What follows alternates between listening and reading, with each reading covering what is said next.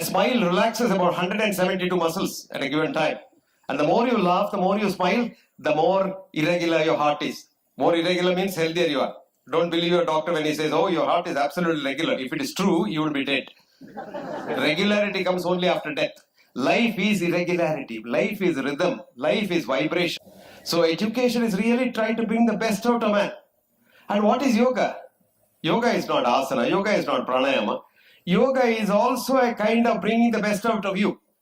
So in short, yoga and education are synonymous in my concept, if I am not mistaken. So instead of having a conference on both these things, we can have conference on one thing. That's educating mankind to be man and a woman, rather than, I can't even say animal, because animals are sometimes much better than us. So if you want to be a yogi, you have to be a good human being. That is what is called, in my concept, that is what is called culture. Culture is what one does when no one looks at you. That is why the Indian Sanatana Dharma says, Vakevam kritayevam sajjanam, Vakaivam kritayevam durjanam. If you do what you say and say what you do, you become a sajjana, a good human being. And if you do something and so say something, that's what most of our leaders and so-called people do. They are called durjanas, bad people. So to convert a durjana into a sajjana is the role of yoga. What we normally do in teaching yoga is for half an hour, 1 hour, you do all the asanas and the pranayama and sit there and do om, om, om. For the rest of the 23 hours, you think of harming others, making a quick buck, and surviving in this world where one-upmanship is the only thing.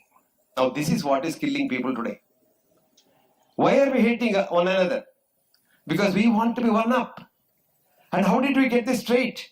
Because of the Western education in school. Up until the child went to the school, it was like God.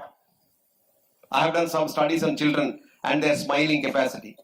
The child smiles about 500 to 1,000 times a day. Child. And you look at this child's heart rate variability, which is a very good denominator of how good your heart is. It's very, very good. But as you become a man or a woman and then go in life and try to be one up on others, you smile less and less and less. You reserve your smile for somebody. And most of the time when you smile, it is a grin. And that grin is terribly stressful. A smile relaxes about 172 muscles at a given time. And the more you laugh, the more you smile, the more irregular your heart is. More irregular means healthier you are. Don't believe your doctor when he says, oh, your heart is absolutely regular. If it is true, you will be dead. Regularity comes only after death. Life is irregularity. Life is rhythm. Life is vibration. Life is not solid as you see. We all look solid, but there is nothing solid about us. We are vibrations. And if you understand this, you all understand how we connect with each other. You know, because quantum physics today scientifically confirms what the Sanatana Dharma rightly said. I'll quote one of the top quantum physicists who got a Nobel Prize for his pugwash and an alternate Nobel Prize for his work, who found out that energy is matter and matter is energy. E is equal to M. Hans Peter Dewar, some of you might know him. He's no more. He died. May his soul rest in peace. Hans used to tell me, I am a nuclear physicist trained by Edward Teller, who makes the hydrogen bomb. But when I realized he's making the bomb, I left him and came back and joined the Max Planck Institute, which we now call as the Werner Heisenberg Institute, with Werner Heisenberg, Einstein, and various other names that you've heard of in your textbooks. Now he says, my job was look at matter at the subtlest level. And lo and behold, one day found out there was no matter at all. What was his job? As a PhD in nuclear physics, to study matter at its subtlest level. And the subtlest level he found there is no matter. And he called it as a-duality. No duality between the two. And do you know what he says? Who am I? I'm like a child in front of the Indian sages who for thousands of years called this as Advaita. And he quotes from the Gita and the Upanishad that says, Bahirantascha bhutanam. It is inside and outside of every one of us. Charam, acharamevacha. You are a fluid, liquid, jumping leptocox, but you look solid, Maya. Sukshmavate tavidnayam. It is so subtle that nobody can see it. Durastam, when you don't know, you don't know. Cha, aniketa chatat, when you know it's inside you. And that is where the Sanatana Dharma, which is not a religion, mark you, it's not a religion at all.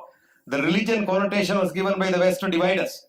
Up until the West came here, up until probably 1857 Meerut riots, we didn't know who a Muslim is, who a Christian is, who a Hindu is. We are all one, brothers and sisters.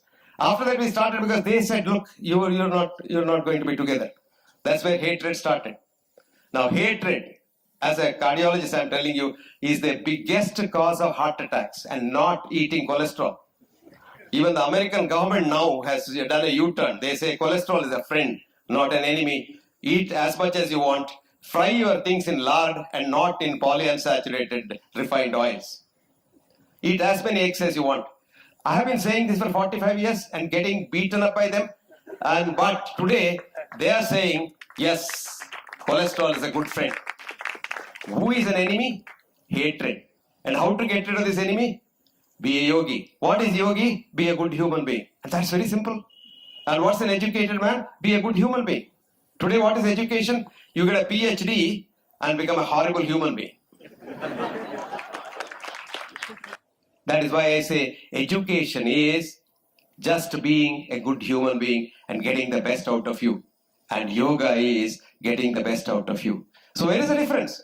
Why this fuss about the thing? But our effort should be to transform society into a tranquil society. Friends, let us change the educational system also. You know what? When you become a yogi, you don't have to go to work. Remember that? You want to go to work. That's the difference. When you become a real yogi, you do pranayama, simply do pranayama, and you want to go to work. But most of us have to go to work for the salary. That is distress. When you become a yogi, you want to help others. Because paropakarartham idam shariram. So friends, let us all become yogis. Automatically you spread that radiation, because quantum physics now says your good leptoquarks jump onto others. And your photon, when it vibrates here, a counter photon may be vibrating in somewhere in Boston, maybe Timbuktu. This is called what Einstein, who didn't understand quantum physics, said, spooky action at a distance.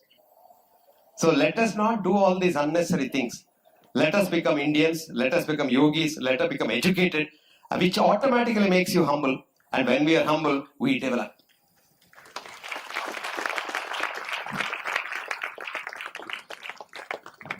I've talked about so many things which probably are not relevant to what you thought I would speak about.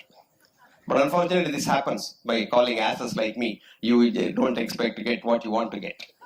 But I thought, I am here to give you a cafeteria approach. The camp approach is everybody gets, say, bread and or jam or something like that in the morning. But in a cafeteria approach, I want idli, I want dosa, I want something, you get it. So I thought I am giving you a cafeteria approach of telling you what yoga is all about, because I myself have to understand a lot about yoga, though I've been doing it for long. But let me tell you something as a doctor, on my own self. I have been able to treat some of the horrible diseases by what I call as quantum healing, or just becoming tranquil. Tranquil. And when you become very tranquil, you know that meditative state, you don't know, you get enormous power. Yoga and true education gives you insight beyond eyesight. What we need today for mankind is internal development. We have to do internal development of human cells, and that can be done according to our Sanatana Dharma through yoga and a proper education. And may this Kaivalya Dhama spirit started by Guruji go on till the sun and the moon shine on the planet, and may it attract. So friends, let us be one family of mankind. Let us have one religion of love, and let's have one science, the science of yoga, and let's have one education of transforming yourself. Thank you very much.